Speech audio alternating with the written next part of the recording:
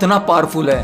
आज पूरी दुनिया ध्यान में डूबने के लिए तैयार है और इसका रीजन है हमारी आज की बिजी लाइफ, जिसकी वजह से हमारा सुख चैन सब कुछ छिनता जा रहा है। लाइफ स्ट्रेसफुल होती जा रही है और ऑफ कोर्स आजकल तो इसमें सोशल मीडिया भी प्ले कर रहा है। आपको जो भी कुछ दिया जाता है, चाहे वो इंटरनेट के जरिए हो या फिर न्यूज चैनल्स के जरिए, किसी भी चीज में ज्यादा मसाला लगाकर आपको परोस दिया जाता है। एक तरफ तो आप अपनी बेसिक प्रॉब्लम से ही काफी परेशान थे, आपकी जॉब्स, घर, रिश्ते, नाते, ये सब कुछ, और ऊपर से आ जाता है सोशल मीडिया और बेकार की न्यूज़ेस जो आपको सोचने पर मजबूर करती हैं। आपके दिमाग को केवल एक हेडिंग चाहिए, आपने हेडिंग पढ़ी तो समझो आप फंस गए। अब आपका दिमाग उसके बारे में सोचता रहेगा। आप पहले से ही अपनी प्रॉब्लम से परेशान थे, अब आप और परेशान हो जाते हो। तो ऐसे में इन सब से बचने के लिए हमारी आज की जनरेशन ध्यान की ओर भाग रही है, मेडिटेशन सीख रही है। और ऐसे में एक प्रॉब्लम ये आती है कि यार किस तरह का ध्यान करें, ध्यान कैसे करें। तो भाई जैसा कि मैंने बताया कि मैं विपस्सना के बारे में आज बताऊंगा, तो विपस्सना ध्यान सबसे स्ट्रॉन्ग मेडिटेशन है और सबसे आसान भी। भगवान बुद्ध को भी ज्ञान की प्राप्ति इसी ध्यान की वजह से हुई थी और भगवान बुद्ध अपने सभी भिक्षुओं को ये ध्यान कराया करते थे। तो सबसे पहले जान लेते हैं विपस्सना है क्या।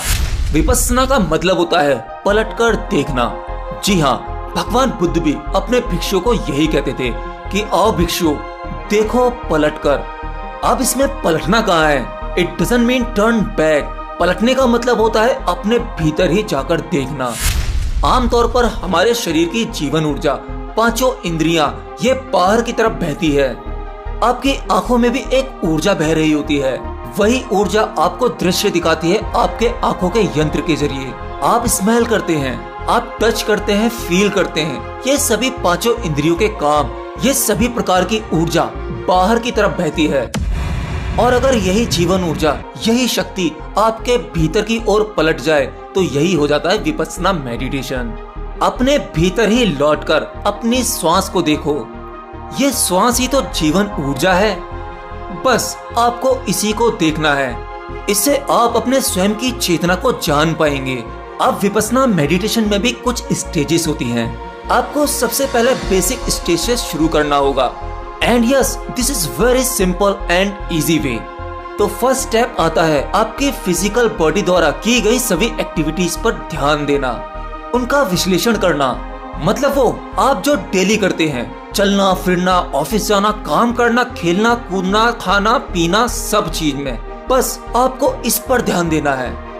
और कमाल की बात है, इसके लिए आपको अलग से समय निकालने की जरूरत नहीं है। आप बेसिकली अपने दिन भर में जो भी कुछ करते हो उसे वैसे ही करते रहो, लेकिन उस पर ध्यान देते हुए। अपने शरीर को देखो एक दृष्टा भाव से। आपको सभी क्रियाओं और अपने शरीर को ऐसे देखना है जैसे कि आप किसी दूसरे इंसान को देख रहे हैं। अगर आप किसी से बातचीत कर रहे हो तो आप ये देखो कि ये शरीर एक बातचीत में पार्टिसिपेट कर रहा है, ये किस तरह की बातें कर रहा है। बस आप उसकी बातों को सुनो और उसे देखते रहो कि वो क्या क्या कर रहा है।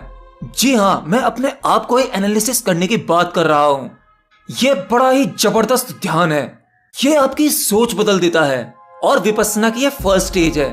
अब आप में से किसी के दिमाग में एक सवाल आ सकता है कि इस वाले प्रयोग को यानी इस ध्यान को कब तक करना है। तो भाई अगर आपने एक बार शुरू किया और अगर सद गया तो ये हमेशा के लिए ऑटोमेटिकली आपके अंदर फीड हो जाएगा, ये प्रोग्राम हो जाएगा, आप कॉन्शियसली जीने लगोगे। तो चलिए अब बात करते हैं विपस्सना की दूसरी वाली स्टेज की। फर्स्ट स्टेज में आपको अपनी एक्टिविटीज को एनालिसिस करना था, अपने आप को देखना था एक दृष्टा भाव से। दूसरे स्टेप में आपको अपने भीतर के विचारों को देखना है। जो भी थॉट्स, जो भी फीलिंग्स, जो भी भावनाएं आपके अंदर आ रही हैं, वो आप नहीं है, आप उनसे अलग हैं, बस वो आपके अंदर आ रही हैं। और हाँ, कोई भी विचार, कोई भी थॉट्स, कोई भी फीलिंग्स, इन सब पर आपका कंट्रोल नहीं होता है, ये तो बस आती हैं। तो बस आपको अब इन सबको देखना है, कौन सा विचार आया, कैसे आया, विचार अच्छा है या बुरा है। इसका चुनाव आप मत करो कि आपके दिमाग में बुरे विचार आ रहे हैं, और विचारों को रोकने की बिल्कुल भी कोशिश मत करो। अगर आप अपने थॉट्स को रोकने की कोशिश करोगे तो ये और ज्यादा आएंगे, फिर आप और परेशान हो सकते हो। तो बस विचारों को आने दो। आप में से बहुत सारे लोग कहते हैं कि जब मैं ध्यान करता हूँ तो मेरे दिमाग में गलत गलत विचार आने लगते हैं, बहुत सारे नेगेटिव थॉट्स आते हैं। हाँ, मैं जानता हूँ ऐसा होता है, ये स्वाभाविक है। कभी कभी तो विचार इस तरह के आ जाते हैं कि अगर आप उन सभी विचारों को लिखने बैठ जाओ और उसके बाद वो पेपर, जिस पेपर पर आपने अपने विचारों को लिखा है, किसी और को अगर वो पेपर दोगे और उसे पढ़ने को कहोगे, तो वो इंसान पढ़कर कहेगा कि ये जरूर किसी ऐसे इंसान ने लिखा है जो दिमागी रूप से पागल है। क्योंकि हमारे दिमाग में आए हुए विचारों के ना सर होते हैं ना पैर होते हैं। अगर आप अपने विचारों को लिखने के बाद खुद ही पढ़ लो तो आप यकीन नहीं मानोगे। आप कहोगे कि ये सभी विचार किसी मानसिक रोगी ने लिखे हैं। एनीवे, तो आपको विपश्यना के दूसरे चरण में अपने विचारों को देखना है और बस सिर्फ देखना है, उसमें कोई भी चुनाव नहीं करना है। अब आता है लास्ट स्टेप। इस स्टेप में आपको केवल अपनी सांसों पर ध्यान देना है। यस, जो आपको मैंने अभी पहले बताया था, ये सबसे बेसिक है। हालांकि थॉट्स और अपनी भावनाओं को देख पाना ये थोड़ा सा मुश्किल हो जाता है, क्योंकि इसमें बार बार आपका ध्यान लगेगा और टूटेगा, लगेगा और टूटेगा। ये कंटिन्यूअसली नहीं हो पाता है। लेकिन अगर आप ब्रीथ यानी अपनी श्वास पर ध्यान दे दोगे, श्वास को अंदर जाते हुए देखो और देखो उसे बाहर आते हुए देखो। श्वास आपका बिल्कुल नेचुरल होना चाहिए, स्वाभाविक होना चाहिए, क्योंकि आप श्वास को नहीं ले रहे हो। श्वास तो स्वाभाविक हो रही है, ये एक घटना है जो स्वयं ही हो रही है, इसमें आपका कोई भी कंट्रोल नहीं है। तो बस जिस तरह की स्वाभाविक सांस है वही आते जाते उसे देखो। देखो देखो, श्वास तुम्हारी नाभि तक जा रही है और फिर वापस आ रही है, नाभि तक जा रही है और वापस आ रही है। ये प्रयोग अभी करके देखो यार, और फिर देखना कितना हल्का फील होता है आपको। टेंशन कुछ ही सेकंड्स में गायब हो जाएगी। अगर आप ये श्वास पर ध्यान देने वाला ध्यान करोगे, इससे आपकी दूसरी स्टेज वाली मेडिटेशन भी अपने आप ही सध जाएगी। यानी आपके विचार और आपकी भावनाएं, जो मुश्किल था वो आसान हो जाएगा। तो सबसे पहला स्टेप आप फॉलो करेंगे, आप अपने आप को ही देखेंगे आप क्या कर रहे हो, ऐसे जैसे किसी दूसरे इंसान को देख रहे हो। और दूसरे नंबर पर आपको करना है श्वास वाला ध्यान। सिर्फ आपको अपनी श्वास पर ध्यान देना है, और वो वाला मेडिटेशन आपको थर्ड नंबर पे करना है। जब आप दोनों में एक्सपर्ट हो जाएंगे तो थर्ड वाला स्टेप आपका ऑटोमेटिकली सध जाएगा। यानी आपके विचार और भावनाएं, इन सब पर कंट्रोल हो जाएगा।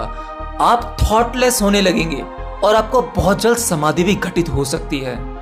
हो सकता है आपको वो एक्सपीरियंसेस होने लगे जो बड़े ही अद्भुत और कमाल के होते हैं। शुरुआती समय में जब आप विपश्यना शुरू करोगे तो हो सकता है 10-15 दिन तक आपको थोड़ी सी प्रॉब्लम हो, दिक्कत हो, लेकिन धीरे धीरे जब ये आपका सध जाएगा तो आप चलते फिरते, आप दिन भर में जो भी काम करते हैं, सभी क्रियाएं करते समय आपका ध्यान सदा रहेगा।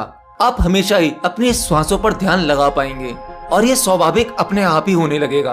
अब तक पृथ्वी पर जितने भी महान लोगों को ज्ञान की प्राप्ति हुई है, उसमें देखा गया है कि सबसे ज्यादा श्वास पर ध्यान लगाने वाले यानी विपश्यना मेडिटेशन के जरिए ही हुई है।